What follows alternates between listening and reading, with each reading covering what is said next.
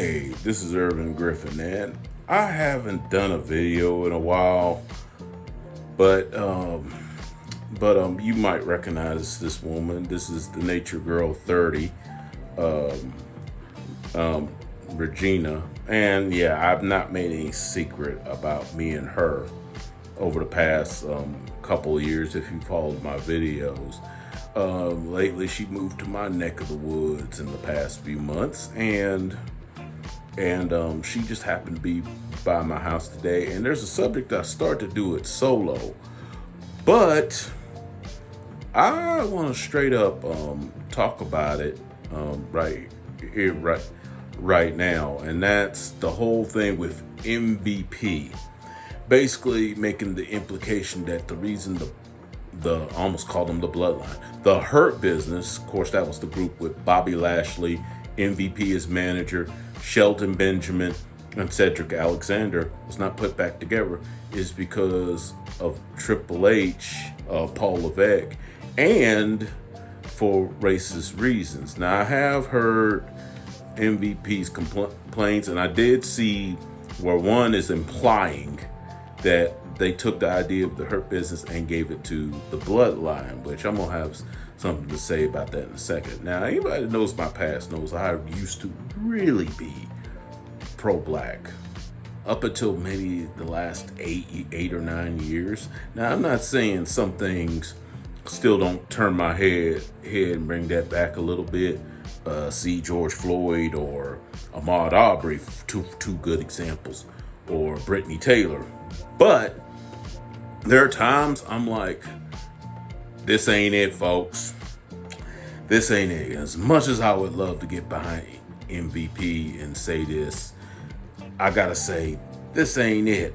Because for one thing, the Hurt Business, the one thing I will say on the Hurt Business, it was stopped too soon. I think both me and Regina agree on that. It was stopped much too soon. There was more they could have did with that group. We could have even seen the first gang war for the Bloodline. Had they kept them together, Bloodline versus the Hurt Business could have been money at the time. At this point, though, there's really no money. I mean, I hate to say this because I actually like Shelton Benjamin, but nobody in mass cares about Shelton Benjamin. Cedric Alexander hasn't been anything past the cruiserweights. He's about in the same boat or worse than Apollo Crews. MVP, while he's still a great manager, let's be honest, him and Omos has been a bust, and Regina can go on all day about Omos.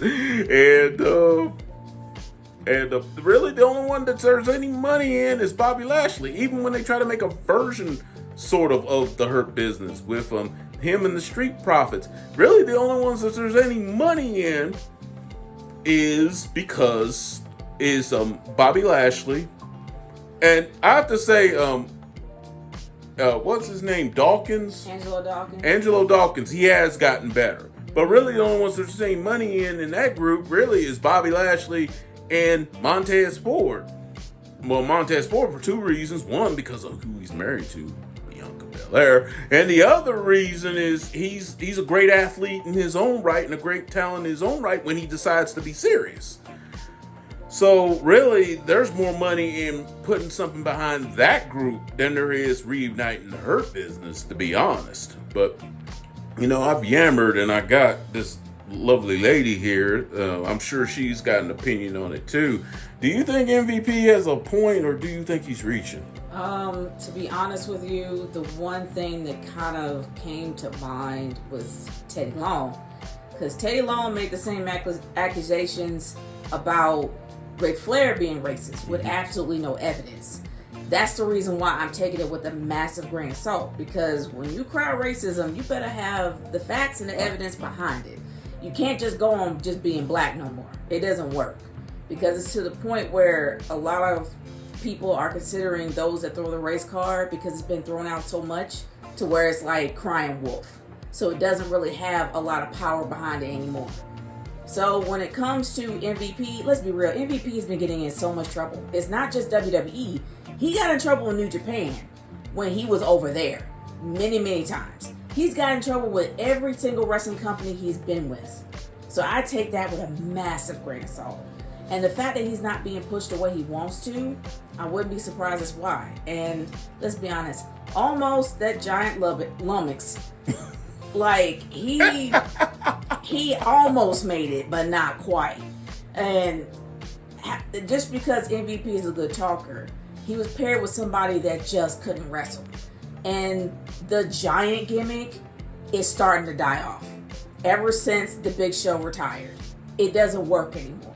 So I think that MVP is just bitter that he's just not at the status he used to be. And he's going to cry anything to get attention. So I take it with a massive grain. That's just me.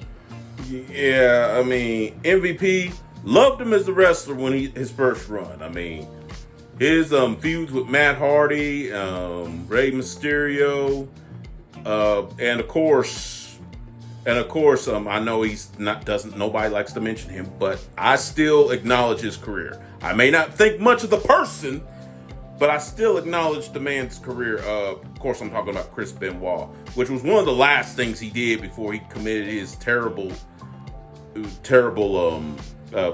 crimes back in 2007, which, wow, we're over 20 plus years from that on a side note. We just passed 20 plus years. I have my own thoughts about that, so it's not really. Yeah, we're not gonna get into that here. But yeah, one of the last things he did was put MVP over in a series of actually very good matches back in 2007. If you can stomach watching Chris Benoit, well, go back and look at them. They are actually pretty good. It shows MVP had skill. Mm-hmm. He definitely had skill, charisma, and talent.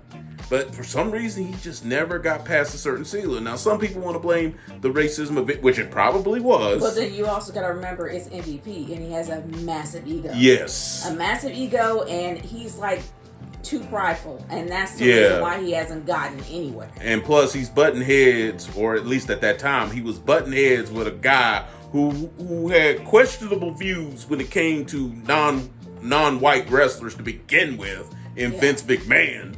I mean, and you got this guy that's so proud and which I actually respect to a degree. I actually respect it, but that can get you in trouble too.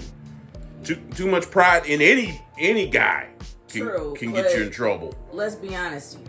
Vince is gone. He's never gonna come back. The company considers him a cancer. He can't come back if he wanted to. So Trips, even though Trips do think in a business sense like Vince, Trips knows talent. He has ran NXT in the black and gold brand for years. And that was probably one of the best years that NXT has ever had, to the point where it pretty much outdid the main roster. The guy knows talent. He knows talent. He knows what works. He knows exactly what the wrestling fans want. And for the implication of Triple H being raised, and some are going back to that whole angle, which was a bad angle. Let's be honest. A bad angle, but Booker T gave the thumbs up on it. He gave the thumbs up on it, but me personally, as a fan in general and a black fan in particular, and I've heard many white fans say that whole angle was BS. And I can go on all day. Yeah, Booker T may have signed off on it. It's still bull. I will go to the grave, even if he did sign off on it. That whole thing with Triple H was bull. But people are pointing at that. But you got to remember, it was an angle. It was a bad angle. And it's Booker T. How many bad decisions has Booker T made over the years, and cringy commentary over the years? Well, I don't know about bad decisions, but the cringy commentary, agreed. The bad decision was pretty much allowing Triple H to have that angle. That was a bad decision. Over the years, I'm not going to say he made a lot of them, but that was the worst one that Booker T has ever made. Yeah. And the fact that he signed off on it, yeah, I'm okay. What? And I'm sorry, they could have let him win at WrestleMania 19. Booker should have pushed for that. He could have. I mean, if they want to continue the reign of terror during that, which was a seller, whether we like it or not, it was a seller. Fine, he could have jobbed the title back to him at the next pay-per-view. But let's or 2 weeks on Raw or something. But the only time that Booker T was over was his King Booker gimmick. That was when he was the most over, at least in my opinion. He was the most over for the King Booker and Queen Charmel gimmick. even though people don't like it. That gimmick was trash. Honestly, I thought it was funny. That gimmick was trash. I thought King it was funny. Booker, oh, it made me so sad. I mean, and this is when, and this is when I was really this is when I would have called him a certain word that starts with a C and ended with buck dancing. Y'all can figure out what I said. And to me, it still makes me cringe. I've backed off of those terms because I think, I mean, come on. I mean, you're talking about you love black people, but yet you use white supremacist terms. Still, though, that angle still makes me cringe. As far as King of the Rings, I would put him as one of the lowest. I mean, everybody else that held a version of that, at least I could respect to a degree. Macho Man goes without saying. Randy Savage. Harley Race goes without saying. I mean, give me King Owen Hart. I mean, King Booker just made me cringe. But it worked. Whether we liked it or not, it's the one thing that most fans remember and actually want him to bring back. He might not have liked it. I thought it was funny. But a lot of people remember King Booker for that gimmick. Remember Booker T for that gimmick. It worked. When it came to MVP, let's be real. Not a lot of stuff worked with him. The whole going broke, can't afford pyro, can't even afford an entrance around that time, probably, in my opinion, put a death nail in his career. That was in WCW, though. That was also in WWE. What? From what I remember, this was when WCW got bought out, and that's when he became a part of. WWE, and that whole gimmick about him being broke. Oh yeah, they did that to him. That was during they did do that to him briefly. That was during the Austin thing with the famous grocery shopping fight. Okay, I'm thinking of MVP, not Booker T. Yeah, Booker T. No, MVP is the one he did that to. Yeah, they did that. Yeah, because they sort of did that with Booker T, but not to that degree. No. You had the famous grocery shopping fight with Stone Cold, which actually was hilarious. That was hilarious. Had milk dumped on his head. I'm sorry, I thought that was funny. Yeah, that was hilarious. I mean, you don't see hilarious and Stone Cold usually in the same sense, but that one, if you've never seen that segment, check it out, because that was actually hilarious. I mean, Booker didn't go out completely like a punk, but still, it's still one of his best known angles. Angles for that one. But when it comes to MVP, there's a lot of stuff with MVP, in my opinion, that just he could never go beyond the U.S. title. He's never even been above the IC belt. He's never even been the main champion. Mainly, he was a very skilled wrestler. His best matches were with Benoit, even though unfortunately with Benoit being banned, it affects his career because, well, not a lot of people are going to watch that match because of who's in it. But he wasn't able to go beyond that. And honestly, when he came back to wrestle again, he let himself go. He was the biggest I have ever seen him, with man boobs galore, and he could barely wrestle without running out of gas. If the guy cared about wanting to go further, and yes, you can go further the older you are. Look at Bobby Lashley. The guy is pushing 40, and he's still up there winning titles. 40, more like 50. Okay, he's pushing. Oh yeah, he is in his late 50s, late 40s. Mm-hmm. But it's like Bobby Lashley is in his late 40s and he can still go. He keeps himself up, and people are looking at him and thinking, yeah, that's a champ. If MVP wanted the same thing, number one, you gotta look the part. You gotta look the part. You gotta wrestle the part. You gotta have that attitude and stop thinking because of your past. You gotta think of the present. Yeah, because too many others, even back when wrestling had a more racist motif, have broken through on a lower level. And I know you don't like this guy, but I'm going to bring him up anyway. Even though technically he was not a world champion, he still was the top champion of his company. In Mid-South, you had Sylvester Ritter, the late Junkyard Dog. Later on in WCW, you had Ron Simmons, who was basically a natural athlete. when it came to that. Then you later on have Booker T. Yes, the circumstances was WCW in the dying day, plus they was trying to fight a discrimination lawsuit, but nevertheless, he took those opportunities with the world title at that time and ran with them. And then later on, you had The Rock. Yes, The Rock counts. Yes, because he's both Samoan and black. It counts. Yeah, okay? He's a black champion. Yeah, you had The Rock, and then of course you had a few on the lower level. You had Shelton Benjamin as Intercontinental Champion multiple times, and then later on, of course, then you had Booker T with the WCW version of the World Heavyweight Championship. That's important because of what I lead to. Same thing with Mark Henry. That's important because what I'm gonna lead to is the second black champion and the first African-born champion, Kofi Kingston, at WrestleMania 35. Though he easily won it on the biggest stage. Regardless, because both me and Regina do butt heads about the angle of the story. About him getting the title shot. But nevertheless, that moment, I mean, I'm not ashamed to admit it, especially when he was celebrating with his kids.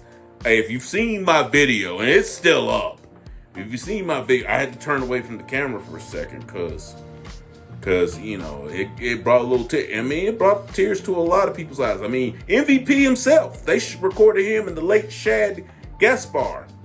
I'm probably the only person that didn't tear up at that. Yeah. But that's just me personally. But yeah, when it came to Kofi Kingston's win meant a lot to a lot of black people. And it showed from the very beginning. And unfortunately, Mustafa Ali lost his opportunity and Kofi Kingston was able to take over. And the fact that Kofi Kingston had the biggest run of his entire career, easily, Vince was behind it. Whether people want to admit it or not, the man is about money. At the end of the day, is a business. Even Irvin's probably said this in a few of his videos. When it came to old school wrestling promoters, you can probably say, probably Vern Gagne is one of them. Vern, I've heard some, but nothing really confirmed. Most wrestlers, if anything, complained about him being thrifty, not racist.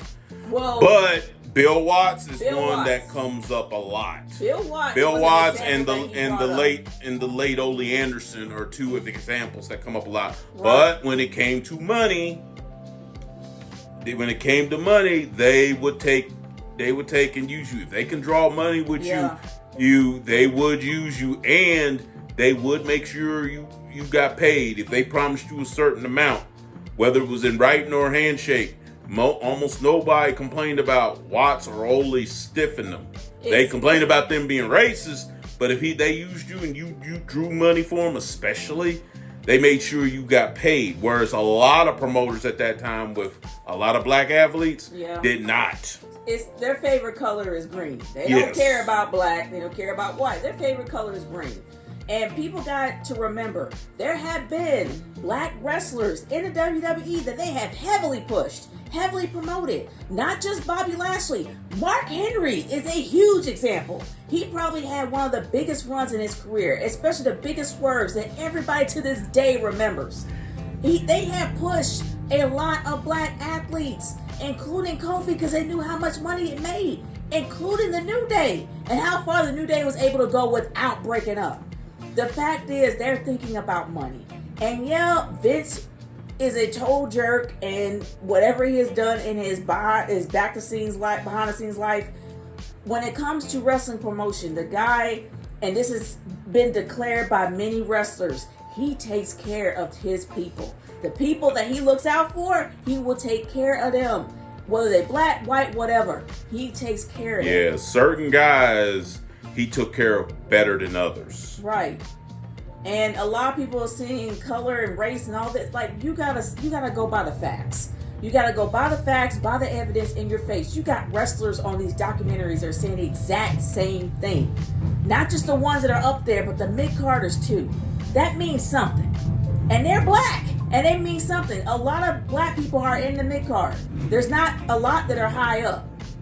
And the ones that are high up, you can probably say The Rock is the only black one you can think of that's high up. And the reason I mentioned Kofi about his title win, because I had so many people even argue with me about how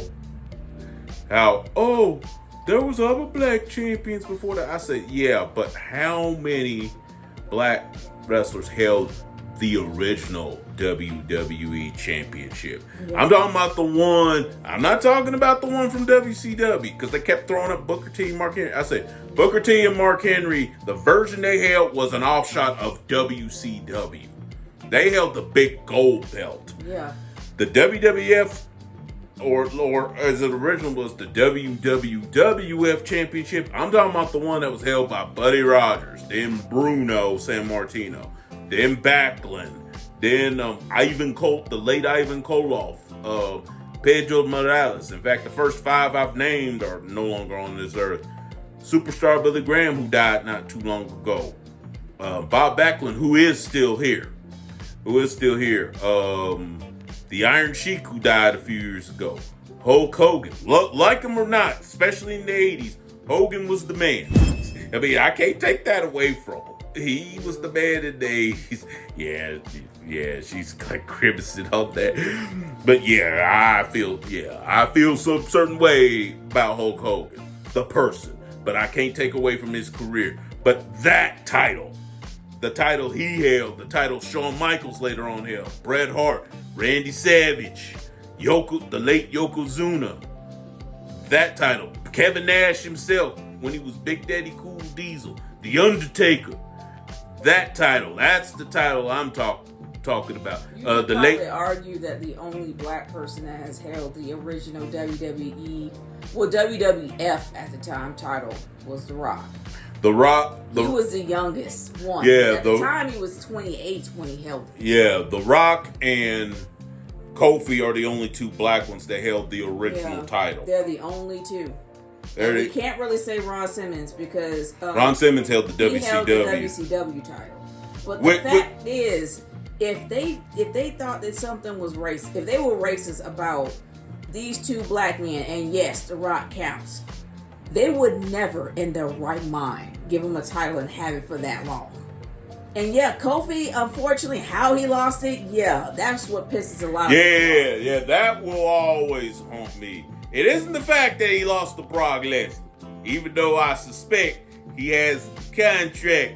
I will not lose cleanly to black men. But I will go there. But the way they had him lost, the way they had him lost still, trust me, for those of you that are watching this video, trust me, it still sticks in my craw even to this day. The way they had him lose. But think about it though. The way he lost, it pissed a lot of people off. But he hasn't asked for it since. He hasn't tried to fight for it or even. Yeah, and that's kind of bothered me a little bit too. So what makes you think that Kofi didn't go to them and be like, I don't want the pressure. I don't want the title no more. I want to retire. Kofi probably would have been the one to pitch it for all we know. Because he hasn't went back to try to get the title. And as embarrassing as it was for him to lose to Brock, it was more realistic for Monster Brock to actually take out Kofi. Even though, let's be honest, he's notorious for taking down black people. But the fact is, Kofi probably would have asked for it, and we don't know if he did. So I'm just kidding on that part when I said, I bet he has in his contract, I will not lose cleanly to black men. Well, it's like a meme now. But I mean, I'm like, what's going on? Because most of his titles, with the exception of, I think the only non-black ones he's beaten is like Kurt Angle, and of course the one I really love, John Cena. SummerSlam 2014, we live in my heart forever. Although I still think he should have lost to him both times on pay-per-view. Yeah. The Extreme Rules 2012 match where Cena won, Cena should have lost that one too. Yeah. But I am getting off the top because he murdered that man. I'm sorry. I'm getting off topic. But getting back to MVP, I think MVP is bitter. You see, as much as I want to take up for the brother, man, I'm like, no, that's not the case. The Hurt Business, at this point, there's no money in. I mean, let's just put it out there. There's no money in. There's only money in one member original member, and that's Bobby Lashley. I'm just thinking in a business sense. To be honest with you, they're not worth the paper. They're not worth not at even this point. Throwing money at them, because Sheldon Benjamin has been ignored since his gold standard gimmick. Then you got Cedric Alexander, who's been ignored since the Cruiserweight days. The only person that's worth anything definitely are two people. Both MVP, whether people think of it or not, MVP is an amazing talker, and he's an amazing mouthpiece for a particular wrestler. And Bobby Lashley, because he got that look. He got that skill. Only two people of that group are worth their salt. They're not any way, shape, or form in any relation or even any caliber to the Four Horsemen. If they were up there for the Four Horsemen, like the Black Four Horsemen, like some people for some reason was calling them that, I don't know why. No. They're not up there. No. They will never be up there. When you compare them to the Four Horsemen, it's like this. If you want to ask me, the Hurt Business is up there with the Four Horsemen. The original the original versions of the Four Horsemen, like the Four Horsemen of the 80s, no. They, as someone that saw the Four Horsemen in real time, no. They're not. They couldn't touch Arn, Tully, Rick, and whoever that fourth member was, Ole Anderson or Lex Luger. I know you don't want to hear that, or Barry Windham, which she hates Lex Luger. Boo that man! I'm sorry, I can't stand Lex. Or Barry Windham, which I think was the best overall wrestling version of the Four Horsemen. But they're not anyway. They're not known. Now, if you're talking about the later versions, then you got a case. Now, I'll say this: the one way that it can work, bringing back the Hurt Business, is by having the Street Profits become a huge part of that group. Yes. The Street Profits are getting a lot more serious. I'm really impressed with Angelo Dawkins. He's starting to gain a lot of personality. Before, he was just the equivalent of an athlete trying to read a teleprompter, and it just didn't work. He had no personality whatsoever. He has one now. He's better in the ring. Yes, he's lost he is. weight. It looks like he cares. Montez Ford has always had that cocky ego because they've always looked at him as being a star, but them together, it works. And now they're giving up the whole thing of them breaking up, thank God, because they don't need to. If you have them, if you have the Street Profits, if you had Bobby Lashley and MVP in one group, it would work. Yeah, if you did bring back the Hurt Business, the only way it would work, have the two originals, MVP and Bobby Lashley, and the Street Profits. That's really all you need. Because to be honest with you, they've been proven that they can go toe-to-toe with the best. They went against Imperium. And y'all know, and I think I've gushed enough about Imperium and how much I love them, even though they try to break them up. But anyway, they can go toe-to-toe with Imperium. They can go toe-to-toe with any faction there is. And it can work.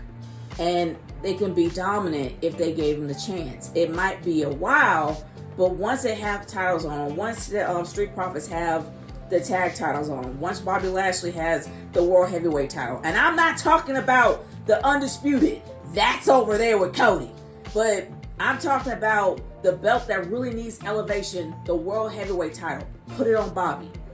And honestly, MVP, he can no longer go anymore. He'll just be the mouthpiece and the manager of the group, because we need managers to come back. Yeah. I really miss managers. If you're not going to put that other World Heavyweight title, not the one that's on Cody, but the one that's currently on Damian Priest, if you're not going to put it on somebody like Gunther, Bobby would be another good candidate to put it on. Because that title needs to be built up. It needs to be built up a lot. Let's be honest, and this is just my opinion. I even talked to Prince about this. The Undisputed title, since Cody took it off of Roman, has diminished when it came to importance. It's being ignored a lot. And yes, it says the Undisputed title, and it's like the big belt. But the fact that Cody is holding it, he's not elevating it. And what proof of that is the ratings for NXT. That's proof enough. You have your biggest champion there. You think it's going to go up. It didn't. It tanked. So the fact that you got the credibility of that title starting to diminish, you want the side piece belt, and yes, I'm calling it that, unfortunately, to be elevated. And it was when Seth Rollins held it. Now that Damian Priest had it how he wanted and his feud with Drew, it's starting to build momentum. You want to build that belt up. And Raw needs to have a title worth looking at. And if you put it on Bobby Lashley, took it off of Damian Priest, Bobby Lashley will bring something to that title. He'll bring something to that title: prestige, elevation, worth, everything. And honestly, if they were all together, if you had the Street Profits with the tag titles, if you had Bobby Lashley with the World Heavyweight title, and then you had MVP as the mouthpiece of the group, maybe a Paul Ellering, if you will, of the group, it will work. And I think that's what that belt needs. I think that's what all the belt needs right now. Yes, and really, and his claim about Triple H being racist, yeah, I mean, he may very well be, for all I know. He may very well be, but I don't think going back to that old angle with Booker T's not very good, because that's not a good example, because that's a character. Way out of date. That's a character. Even though I will admit it sucked. But then think about when it was happening. Like, if it was around the 90s, late 90s, early 2000s, that was a completely different time then. It was not as PC as it was. Yeah, and honestly, just side note, I know Booker T, I know he signed off on it, but the way it was set up for Triple H to lose. And I just want to put it out there, I am not giving racism a pass. I'm not giving anybody racism a pass. But I'm saying that with Triple H, he might be racist, but he's also a businessman, and he knows being a racist is not good for business. Yeah. Plus, how many since he took over? How many champions that were black that were still there? I mean, Bianca Belair. I mean, granted, her reign started under Vince. Yeah. Granted, her reign started under Vince, volumes. but it continued under Triple H, for example. Mm-hmm. How quickly and granted it was a tag belt, but how quickly did he let Jade Cargill hold the title? Well, we can't really say anything about Jade. We know it's not because of her skills. Her skills are somewhat green, but she's getting better. I will say that. But the reason why that Jade Cargill was promoted so heavy is to stick it to AEW. That's it. And that's all it was. And this is a woman that's been very critical of Jade Cargill, but even she defended them when fans went after her over that botch back at Clash the Castle recently. Yeah. Even she defended, because a lot of people botched off the top rope during that event. It wasn't just her. It was because the ropes were too tight. Yeah. And it wasn't just her, but it did wreck her confidence. And I'm kind of hoping that it won't diminish her skills that she's gained so far. I want Jade to succeed, but let's be real. She was pushed so heavy because of AEW. And I even told Irvin this. The worst thing they've ever done was give her a title when she was green as goose crap. She didn't improve. She didn't really know what she was doing in the ring. Her matches were sloppy by herself. She was trained by greats. And I don't want to hear what nobody has to say about the fact you had both Arn Anderson and Bryan Danielson train her. Two of the greats, two GOATs training her, and she still sucked. And they gave her a title. That was the worst thing that Tony Khan has ever done, was giving her a title before she got better. And the fact that they paid so much money, they paid millions for this woman. They did that to stick it to AEW. And they've been doing that for a while now since Cody has left. It has nothing to do with her skills, nothing to do with her look, even though half y'all want to bang her, let's be honest. It's all about sticking it to AEW. That's it. Yeah, as you seen in this video, I'm not afraid to disagree with this woman, but on that last part, I gotta admit that's a lot of it. Yeah. Because I mean, hey, I'm speaking as a man. Look at her. I know half of y'all on the video that I made about Jade was pissed off when I said that. But that means even you know it's true. Y'all probably been looking. Women too. That includes y'all. There are lesbians out there that probably want a piece of Jade. But let's be honest. It's just about how she looks. It's not about racism. It's not about not pushing her because of prejudice. It's because of AEW. They are trying to get rid of them. They are trying to ruin their credibility. Mm-hmm. Hence why anybody and they're talking about Britt Baker coming to WWE now. So the fact is, if you got people from AEW or from any other wrestling brand going to WWE, they are going to push them just to stick it to the competition. And then guess what? In 6 months, you're not going to see them no more. Yeah, and then look at going back to Triple H being prejudiced, but look how many between the time that Vince was there and Triple H took over, I mean, you had, even though they didn't do anything with him as the Intercontinental Champion, you had Ricochet before his time leaving. Look at how much he is letting Samantha Irving, African American woman, take more or less the lead ring announcer position. Yep. I mean, and then you have Alicia, I almost called her Alicia Fox, Alicia Taylor, who came up, who they brought her up from NXT to take over SmackDown, and sometimes she fills in for Samantha. And speaking of NXT, I've never seen so much chocolate in my life on in a federation not named AEW. Oh, and yeah, you gotta say this. You gotta say this. Trick Williams is now the NXT champion. Yeah, and the best ring music in the business. Seriously, I mean, I couldn't stand Trick, but now it's just to the point where Trick earned his stripes, and the fact that he is NXT champion beat Ilya Dragunov, probably one of the scariest men that you can ever wrestle with. Yeah, he ain't nothing but 5'7", 5'8". I told Regina this once, He's 5'7" the terror. Yeah, especially after I watched the matches when Gunther was Walter for the now defunct NXT UK Championship. I told her, I said, I would rather fight the resurrected corpse of Chris Benoit before I would fight Ilya Dragunov. No, Ilya Dragunov, I know it's all scripted and everything. Ilya Dragunov, that man is scary. For those of you, if you think what you've seen on the main roster is good, go back and look at his NXT stuff. Or better yet, look at his NXT UK stuff. Yeah. Go back and find it, because it's on Peacock. Go back and look at his NXT UK stuff. That man was scary. Gunther, or Walter as he was at the time, he had to almost kill that man to get a win. Yes. And the fact that he's had that Trick Williams went against Ilya Dragunov and he had a very healthy reign. And he's holding the title to this day. That means something.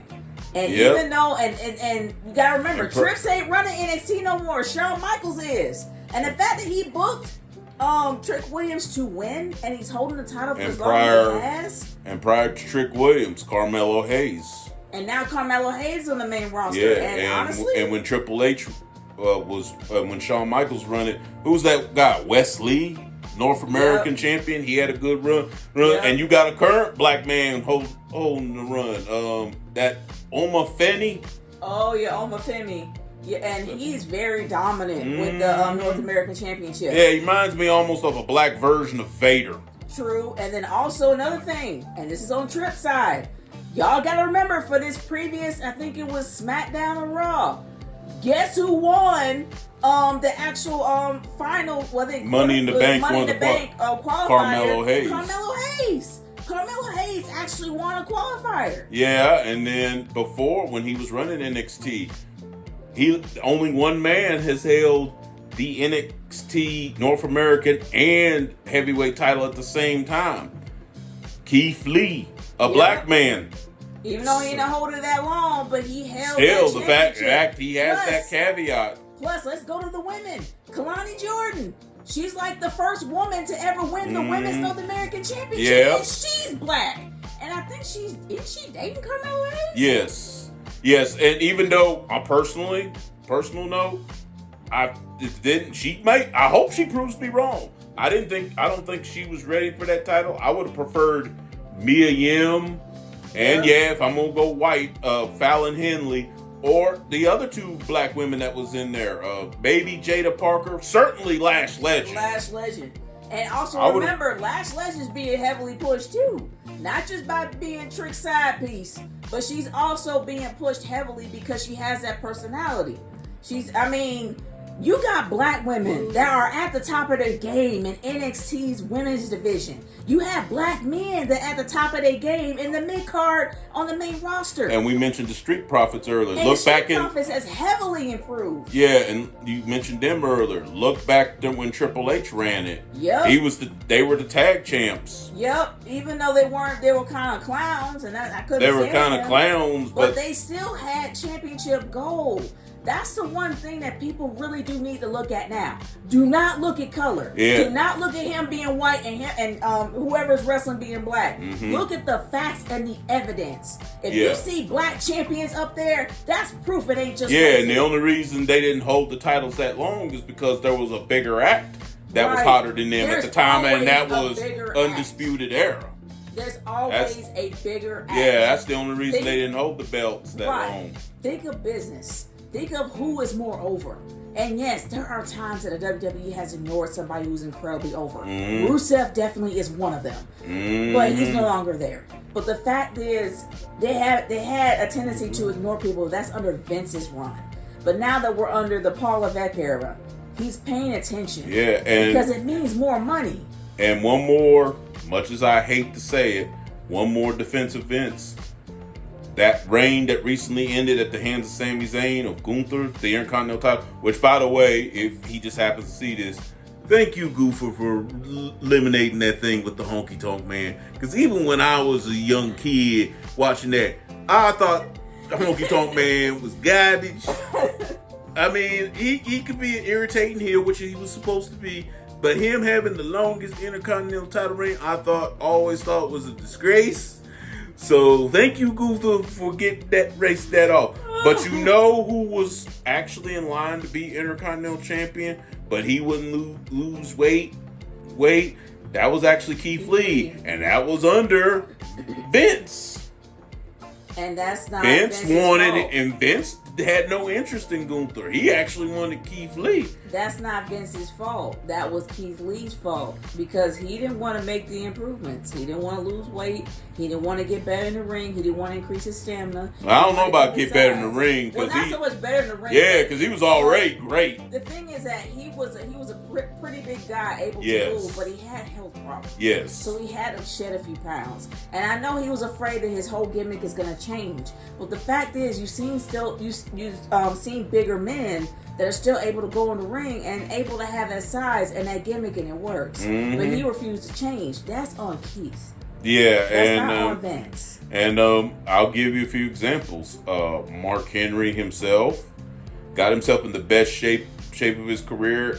Was rewarded with, granted, it wasn't the WWE title, it was the big gold, but still, it's still a world championship. He came close to being a Grand Slammer. Yeah. He just didn't make it. But honestly, yeah, even though he's not a Grand Slammer, he has a lot of memorable moments in his career. Another example, even though he never held nothing but the Hardcore Championship, look at the run of the Big Boss Man in the early 90s. Because when he first came to WWE, he was basically still Big Bubba Rogers size.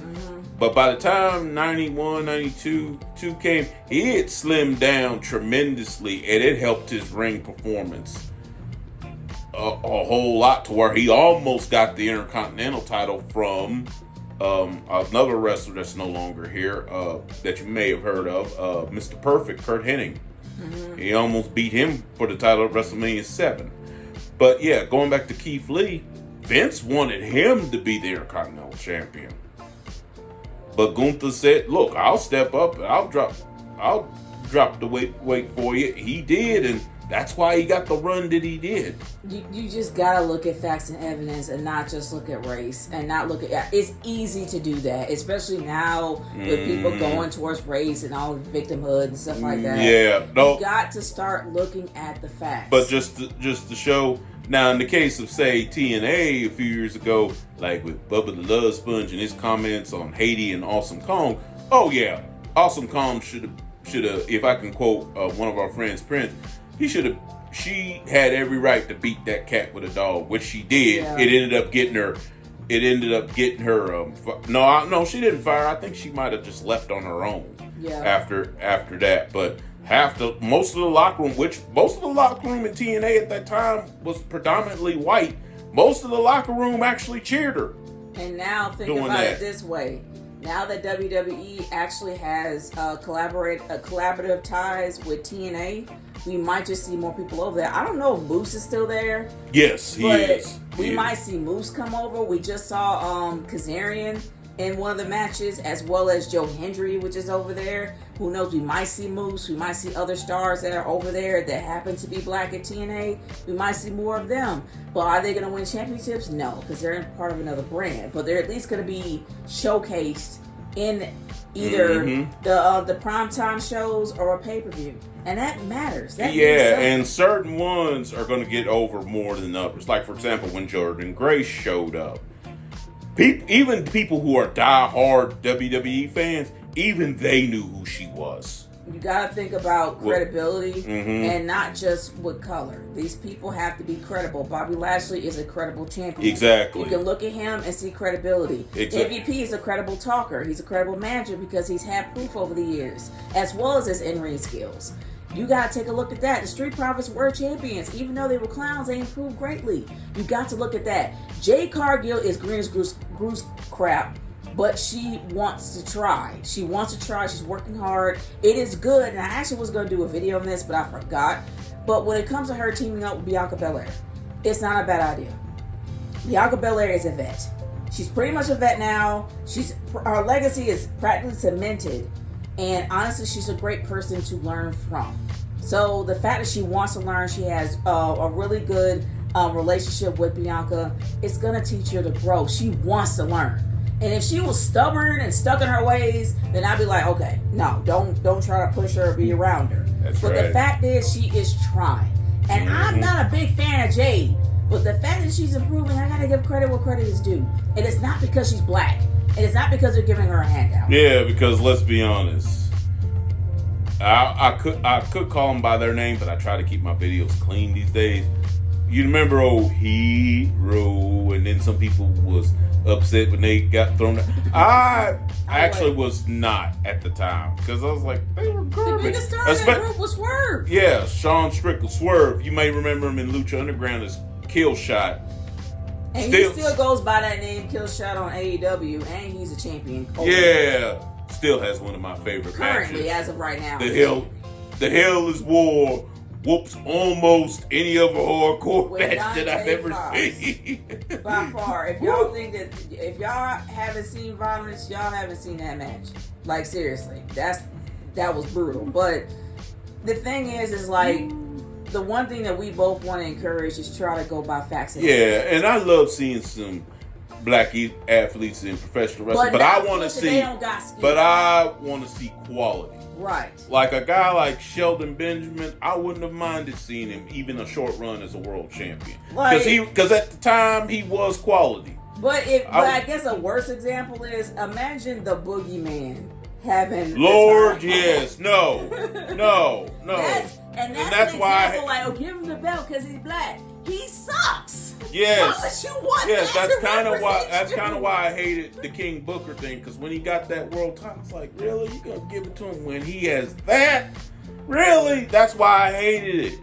Because it was like, dude, he's good enough to be Booker T with the world title. Why does he need this go? That's why I hated it. You gotta look for quality, and I know people are pissed off about Naomi constantly taking L's, but it's also to the point where, yeah, I really don't think that she should have came back. I don't think she should have came back as Naomi. I don't think she should have came back to WWE at all, because she actually had the trademark as Trinity. She was making money on her own. She was making money using her name, more money using her name, and not the trademark from the company. Now she went back to trademark of WWE. She's probably not making as much money as she was making when she was on her own. And honestly, I wish she didn't come back, because she doesn't deserve to be taking a lot of L's, but it's to who she's taking L's for. Now if she was losing to the lowest scrub on the run, then I would probably be more upset. Yeah. Then I would be looking a little sideways. But the fact that Tiffany Stratton. The fact that she lost to Tiffany Stratton, and I've heard the stuff about the Jade thing and all. And I would say that Tiffany, even if it was a joke that they signed off on, honey, you're white.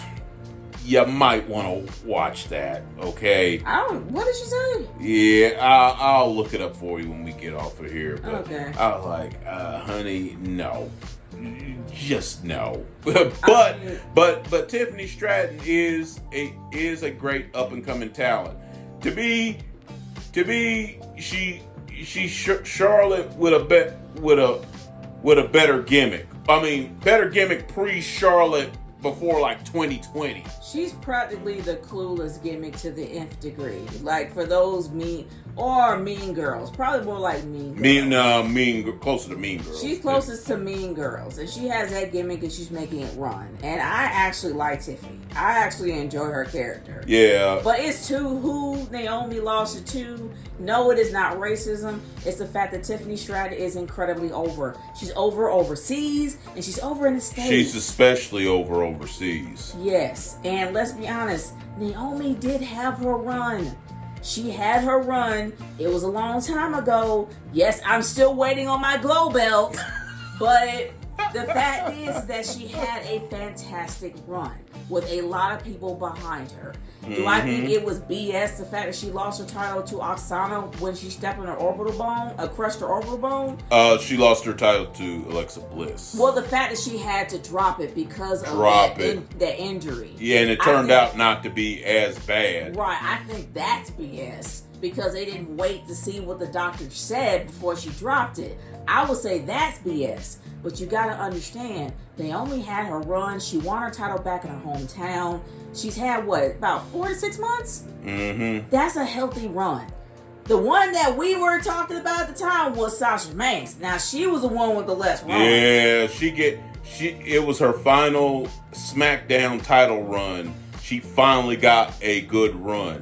She got like 6 months before she had that match with Bianca Belair. And years later, she had her WrestleMania moment when she dropped the title to Bianca Belair. 2 black women in a main event, first ever in history. They both had made their mark. Sasha is now bigger than WWE. She's in AEW now, but she's also in New Japan. The fact is that you had Sasha Banks that had an incredible run, not only cemented her legacy in WWE, but changed the game for the women's division in the WWE. You had Bianca Belair, who's had an amazing run to where she actually changed the game in a modern sense. Jade Cargill is getting there. She ain't there yet, but she's getting there. And Kalani Jordan, the first black North American women's champion. It matters. They are pushing these people because they can make money. They have people behind them, both black and white. Yes, and if you're going to go strictly on black women, let's be honest. The ones that kind of opened the door, Jacqueline, Jazz. Much as I hate to give her credit, you got to give a little bit of credit to Alicia Fox. As much as I hate to give her credit, how more so, well, she was still there. I mean, she was ignored for 10 years. Yeah, but she was still there, putting in the work though. But I would give more so the Jacqueline and Jazz. Jacqueline and Jazz, yes. Alicia Fox, no. Like, I'm sorry. Like, her entire run... we agree to disagree. Her entire run was called a fluke. And not only that, she was there for 12 years and we forgot about her. Yeah. And she was more known for her antics on Total Divas than what she was doing on the air. We agree to disagree. You could give a little bit of credit maybe to Layla. Honestly, you can give credit to Layla.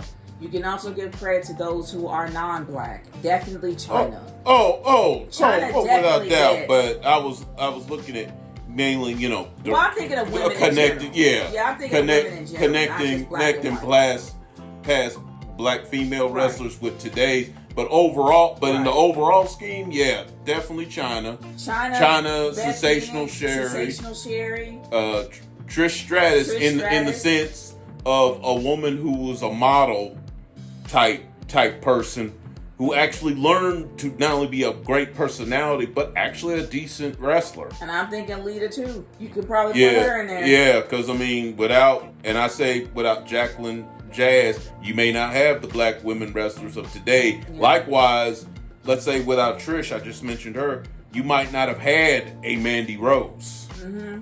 You might not have had a Mandy Rose, because Mandy Rose was basically cut from that same cloth. But black women in general, definitely it was Jazz, and definitely it was Jacqueline. Those 2 women did pave the way for a lot of black wrestlers, because at the time there weren't many of them. And they actually did pave the way for some to show up. Now we have a lot of black athletes in the WWE. And the fact that they're being pushed, the fact that they're having championships put in their hands, the fact that they're actually promoting the company as a champion, going to all these press junkets, going to all these events overseas, it means something. Pay attention to that, not just the color. Yeah. And really, we're going to go ahead and wrap this up because we want to go ahead and get to dinner. But I was going to do this solo, but I decided since she was already here helping me fix dinner, I was like, you want to join me on this video? And yeah, a little bit of my old self did come out of me a little bit. But overall, I'm able to see past that and look at business. Yeah, I respect what our people gone through in the wrestling business. I will always respect that. I will always defend somebody like, let's say, Thunderbolt Patterson, because some people felt some kind of way about his speech back at the Hall of Fame. But I'll be like, nope, leave that man alone. Yeah. Leave that man alone. I'll be the first one to stand up and tell him sit down. Same thing recently in baseball with Reggie Jackson. When he said what he said, I'll be like, nope.